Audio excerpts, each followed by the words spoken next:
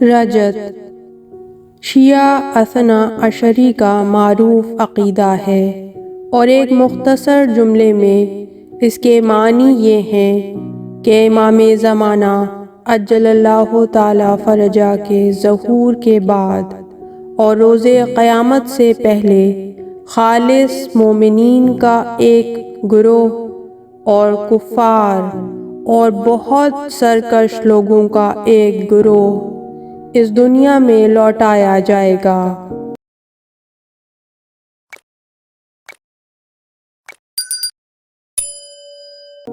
پہلا گروہ یعنی مومنین کمال کی منزلوں کو طے کرے گا، اور دوسرا گروہ بہت سخت سزا پائے گا۔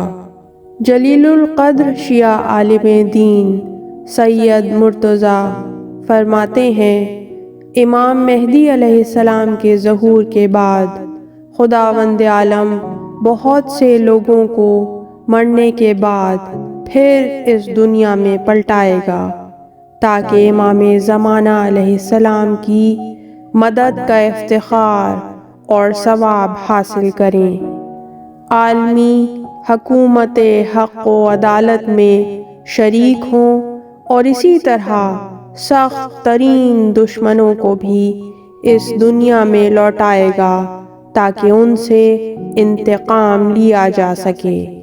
اس عقیدے کے صحیح ہونے پر دلیل یہ ہے کہ کوئی بھی عاقل اس کام پر خدا کی قدرت سے انکار نہیں کر سکتا، کیونکہ یہ مسئلہ کوئی محال یا مشکل کام نہیں ہے۔ حالانکہ بعض مخالفین اس موضوع کا اس طرح انکار کرتے ہیں کہ گویا خدا کے لیے یہ کوئی مشکل اور غیر ممکن کام ہے۔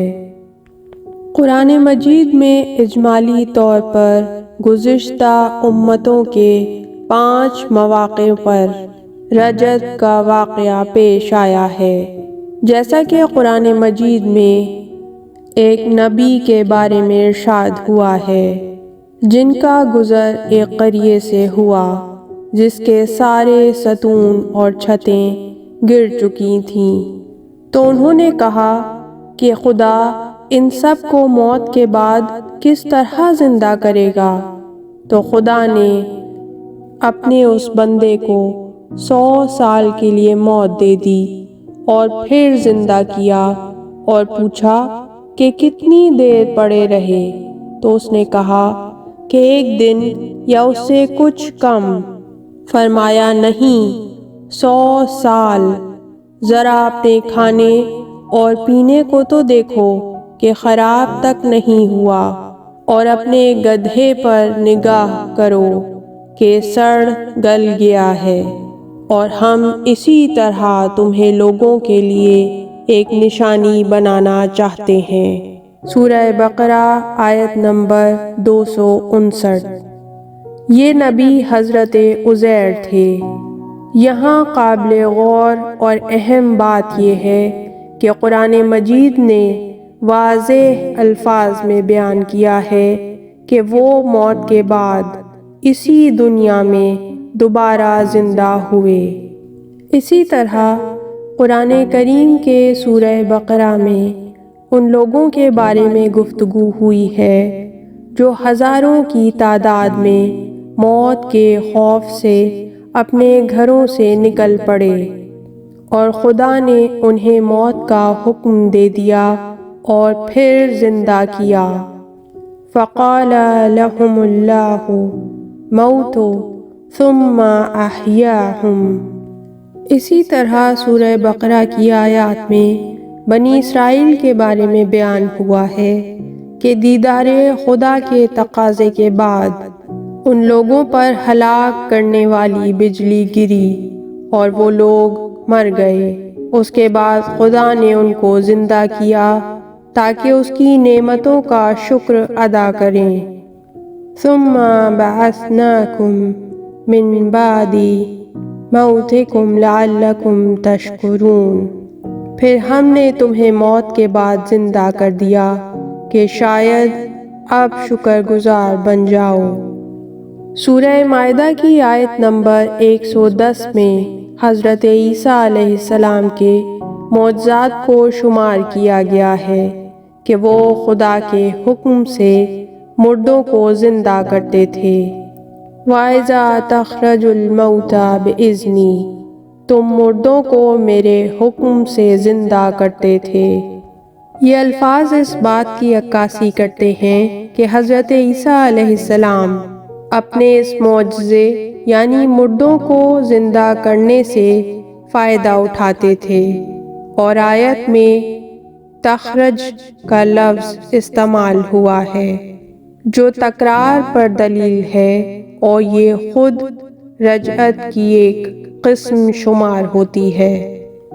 اور آخری موقع سورہ بقرہ کی آیت نمبر 73 میں بنی اسرائیل کے مقتول کے بارے میں بیان ہوا کہ جب بنی اسرائیل میں اس کے قاتل کی پہچان کے سلسلے میں اختلاف ہوا، چنانچہ اس سلسلے میں قرآن میں ارشاد فرمایا گیا فَقُلْنَا اضْرِبُوهُ بِبَعْضِهَا كَذَلِكَ يُحْيِي اللَّهُ الْمَوْتَى وَيُرِيكُمْ آيَاتِهِ لَعَلَّكُمْ تَعْقِلُونَ۔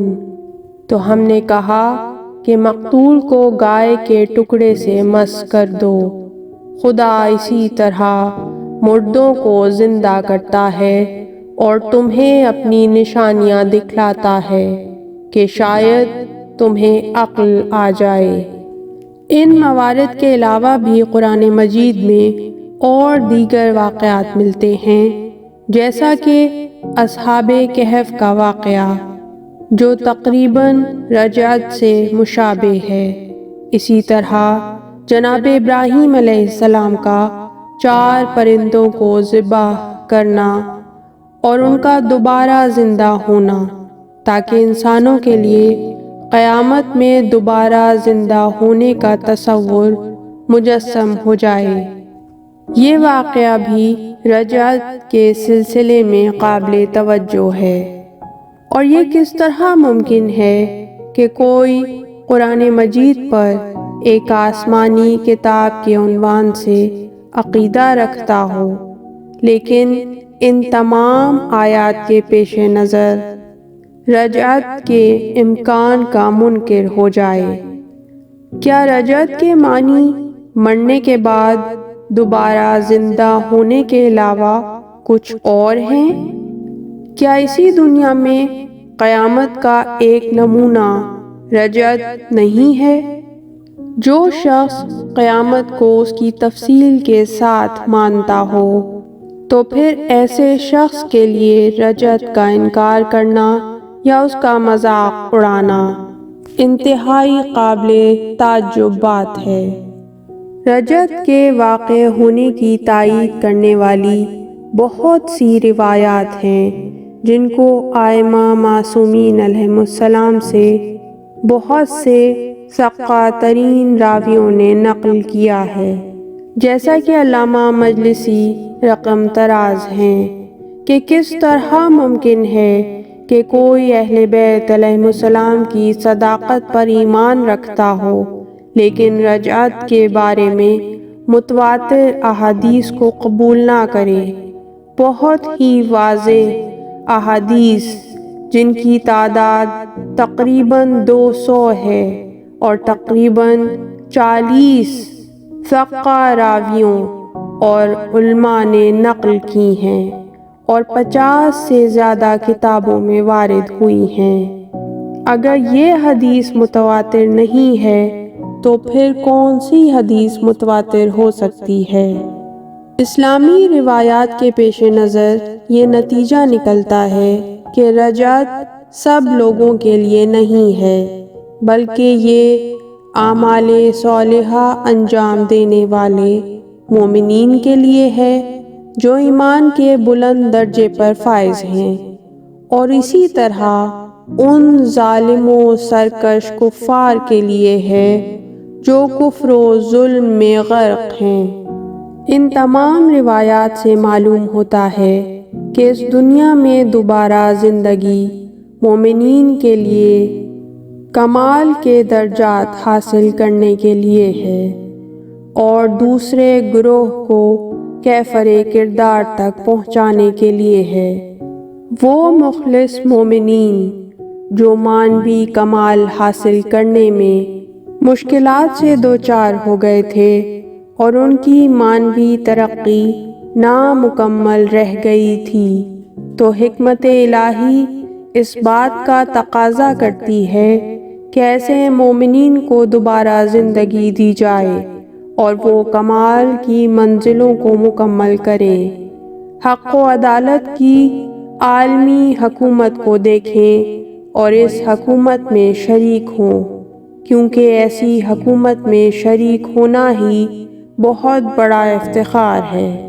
اس کے برخلاف کفار و منافقین اور بڑے بڑے ظالم و جابر روز قیامت عذاب کے علاوہ اس دنیا میں بھی سزا بھگتیں گے، جیسا کہ گزشتہ سرکش اقوام جیسے قوم فرعون، قوم عاد، قوم ثمود اور قوم لوط اپنے کیفر کردار تک پہنچی ہیں، اسی طرح ان کفار و منافقین کو بھی اس دنیا میں اپنے کیفر کردار تک پہنچنا ضروری ہے، اور یہ صرف رجعت کی صورت میں ممکن ہے۔ حضرت امام جعفر صادق علیہ السلام سے منقول ہے کہ آپ نے فرمایا، رجعت عام نہیں ہوگی بلکہ خاص ہوگی۔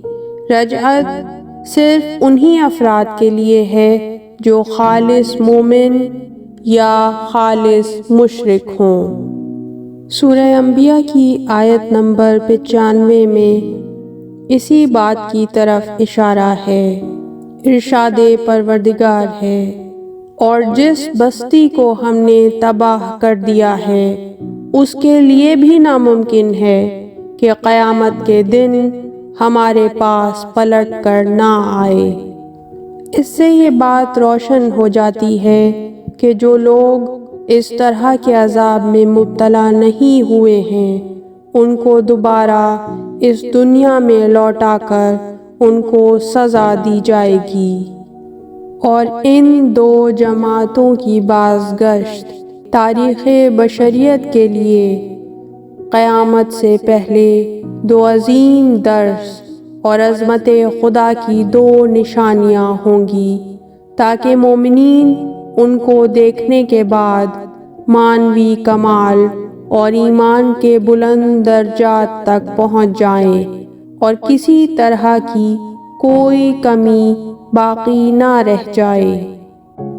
عقیدہ رجعت سے متعلق قرآن مجید کی سب سے اہم آیت سورہ نمل کی آیت نمبر 83 ہے، جس میں پروردگار عالم ارشاد فرماتا ہے، وَيَوْمَ نَحْشُرُ مِنْ كُلِّ أُمَّةٍ فَوْجًا مَّمَّنْ يُكَذِّبُ بِآيَاتِنَا فَهُمْ يُوزَعُونَ، اور جس دن ہم ہر امت میں سے ایک ایک گروہ ان لوگوں کا جمع کریں گے جو ہماری آیتوں کو جھٹلایا کرتے تھے، اور ان کی صف بندی کی جائے گی۔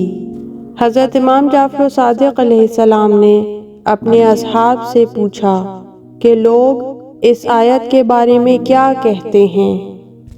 حماد کہتے ہیں کہ میں نے کہا، لوگ کہتے ہیں کہ اس کا تعلق روز قیامت سے ہے۔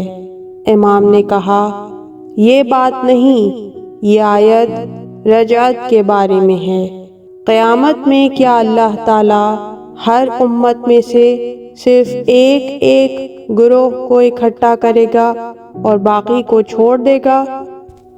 قیامت کے بارے میں دوسری آیت ہے، وَحَشَرْنَاهُمْ فَلَمْ نُغَادِرْ مِنْهُمْ أَحَدًا، اور ہم ان سب کو جمع کریں گے اور ان میں سے کسی کو بھی نہ چھوڑیں گے۔